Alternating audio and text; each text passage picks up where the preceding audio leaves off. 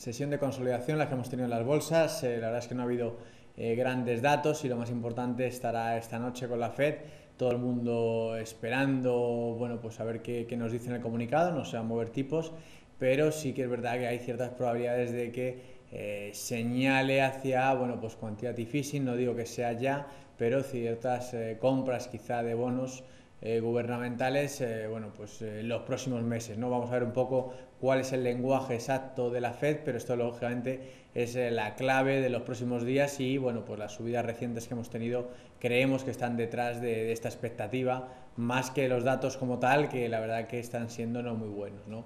Sesión de hoy hemos tenido, por otra parte, en el mercado de deuda colocaciones bastante importantes y satisfactorias tanto de Irlanda como de España. Por ahí ha ido bastante bien y en el lado corporativo, pues si hay que destacar algo es Nokia, una vez más, bueno, pues decepcionando al mercado. Parece que ese smartphone nuevo que iban a sacar, bueno, pues quizá tenga un problema de software, con lo cual, bueno, pues una vez más decepciona expectativas y por eso hemos tenido caídas de casi el 5%.